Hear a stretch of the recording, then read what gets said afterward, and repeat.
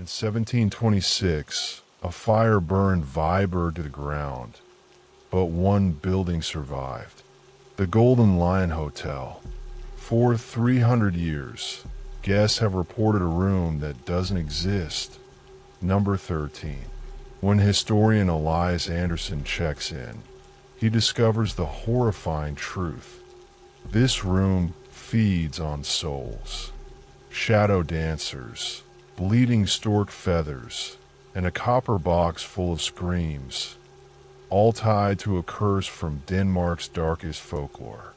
Tonight, you'll hear the story that made me swear I'll never stay on the 13th floor again.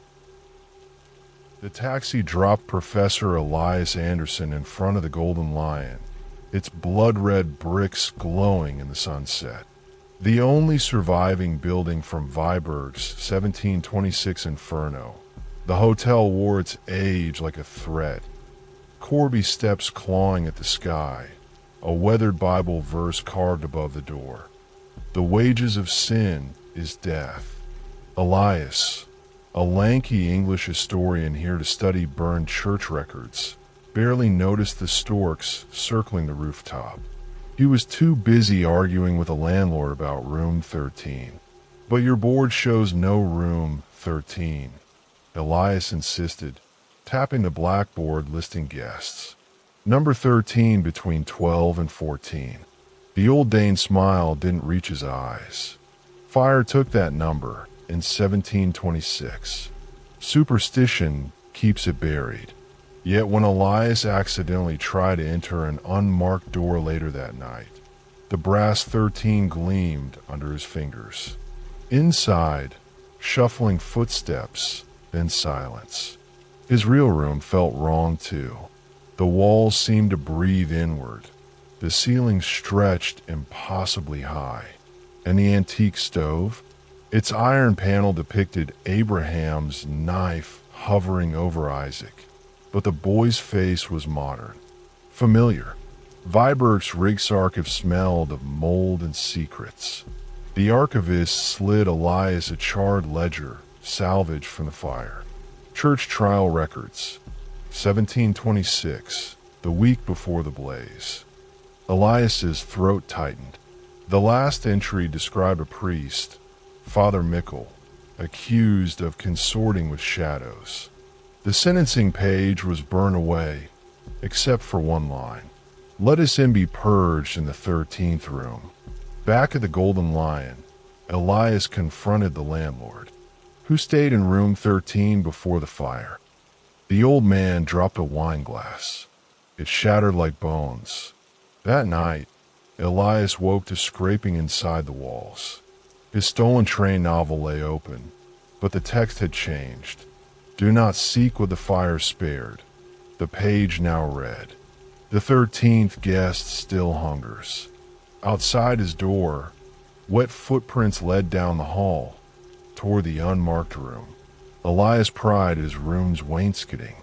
The wood crumbled, revealing a layer of soot-blackened brick beneath, and finger marks, as if someone had tried to claw their way out. The hotel's Wi-Fi password, 1726 fire, unlocked a local historian's blog. The Golden Lion's renovation after 1726 hid something.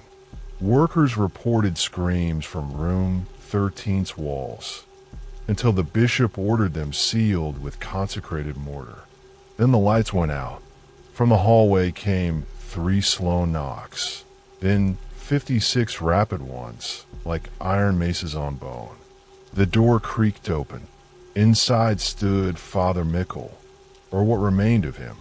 His cassock fused to charcoal flesh, lips sewn shut with blackened wire.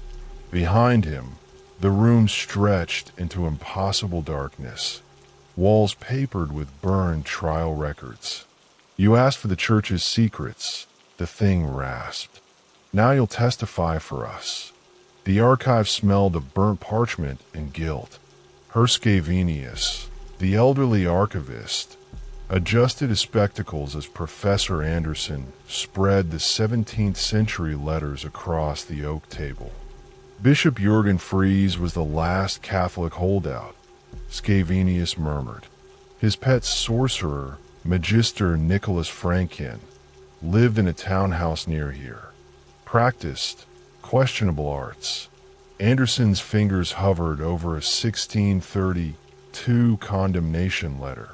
This viper Franken distills poisons from churchyard lilies, whispers to shadows at his window, and keeps a familiar spirit in the form of a stork. Yet the bishop shelters him. Scavenius tapped a missing section of a land registry. The house vanished from records after the fire, but he lowered his voice. Some say the Golden Lion was built on its foundations. As Anderson left, the archivist called after him. Check your shadow twice tonight, Professor. Back in his room, Anderson's portmanteau had moved again. This time, it sat directly under the middle window, where he swore he'd left his cigarette the night before. Then he saw the shadows. Through the thin walls, the silhouette of room 13's occupant flickered against his own wall. An unnaturally tall figure, head wrapped in what might be a priest's stole, a pulsating red glow like a veiled lantern. When street noise startled the figure away, Anderson rushed to his door, to find no room 13, just his own number 12, and number 14. The landlord's explanation over supper chilled him. We Danes don't fear the number. We know some doors shouldn't be opened. Midnight. Anderson pored over Frieza's final missive. Though Franken has been removed, beware those who cite the apocalypse's Scarlet Woman for asterisk. The page ended in a burn mark. Then, a hiss from the hallway. Room 13's door materialized, its number gleaming wetly. Underneath, a white feather, a stork's, protruded. As Anderson reached for it, the door swung inward, revealing walls papered with trial records, a rusted iron cage hanging from the ceiling, Franken's skeleton inside, jaw unhinged in a silent scream. The last thing Anderson saw was the cage, door swinging open as the hotel's storks began shrieking outside. Herr Christensen arrived smelling of caraway schnapps and false cheer. As Anderson showed him the English town photographs, his eyes kept darting to the shared wall with a non-existent room 13. You mentioned your father rebuilt this hotel. Anderson casually flipped to a photo of Gloucester Cathedral's charred cloisters. Ja, after the 1726 fire, the landlord's cigar ash trembled. He found difficulties with the East Wing foundations. A scratching noise came through the wall, precise, methodical, like a quill on parchment. Christensen froze. Rats. The storks dropped bones in the eaves. Then Anderson played his trump card. Funny thing, he slid the bishop's letter across the table, pointing to, "Let his sin be purged in the 13th room." The landlord's face grayed like old mortar. After Christensen fled, Anderson pressed his ear to the wall. The scratching resolved into Latin phrases. Libera nos de poenis inferni. Deliver us from the pains of hell. Then, a child's whimper. He grabbed his phone flashlight and examined the wallpaper.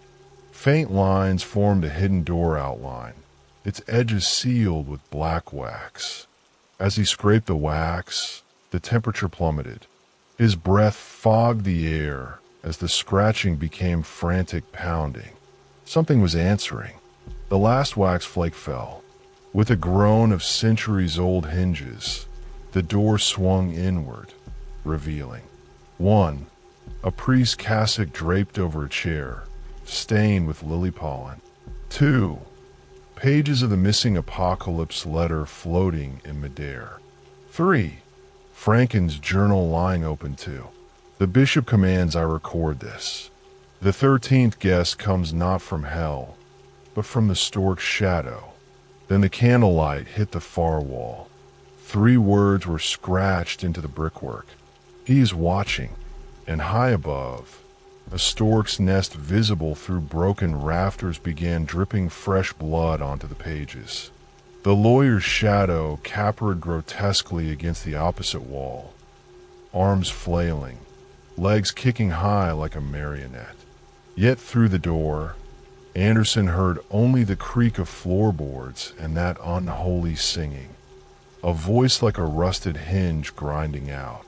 Sanguis bibimus, corpus edimus.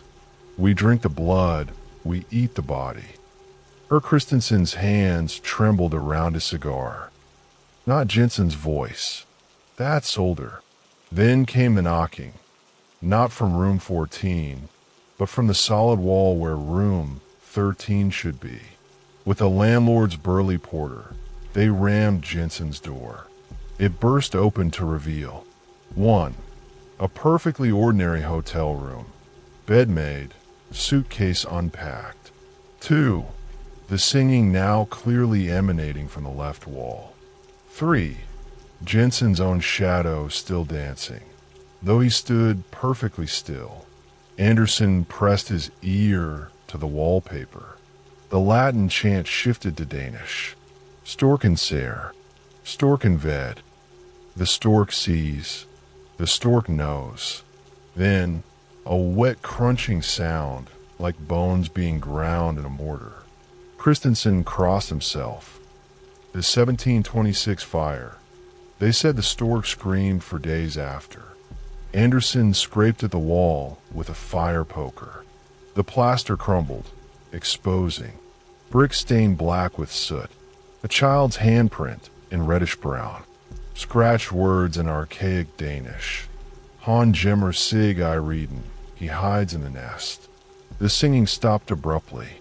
From the ceiling vent came a single white stork feather, dripping something dark and thick. Then the shadow dancer reappeared, now on their side of the wall, its elongated fingers reaching for Jensen's throat as the lawyer whispered, "Don't you see? Room 13 isn't a place, it's a person."